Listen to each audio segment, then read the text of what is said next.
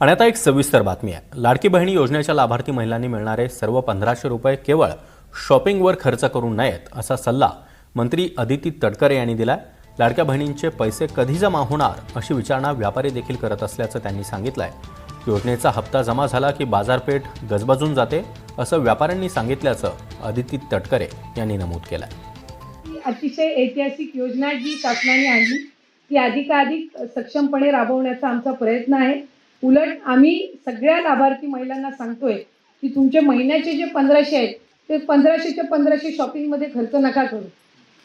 उलट त्याच्यातले 100-500 हे तुम्ही बचत गटामध्ये किंवा कुठले तुमच्या इथं आता कृषी उत्पन्न बाजार समिती असेल किंवा सहकारी क्षेत्र त्या ठिकाणी असेल किंवा असं जिल्हाधिकारी आपण ह्या काही बँका असतील त्याच्यामध्ये सोसायटी फॉर्म करून जर एकत्रितपणाने तुम्ही त्याचं चांगल्या पद्धतीनं त्याचा आपण ते जर आपण जमा करत राहिला दर महिन्याला जे काही लाभ येतो त्याचं 100-500 तर तुम्हाला पुढच्या कालावधीमध्ये कधीही एका विशिष्ट रकमेची गरज लागली तर तुम्हाला त्याच्यातून लोन असेल किंवा ती रक्कम असेल ती प्राप्त होऊ शकेल।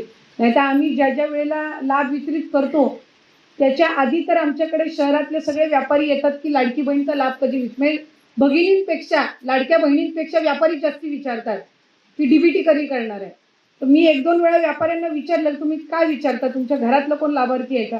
ते म्हणले नाही, ज्या दिवशी डीबीटी झालं त्याच्या दुसऱ्या दिवशी मार्केट जाम गजबजलेलं असतं म्हणून आम्ही विचारतो की बाबा डीबीटी कधी होणार। त्यामुळे सगळे पैसे शॉपिंग किंवा खरेदीमध्ये न घालवता जर त्याच्यातली ठराविक रक्कम तुम्ही साठवून ठेवत चाललात तर तुम्हाला निश्चितपणाने त्याचा पुढच्या कालावधीमध्ये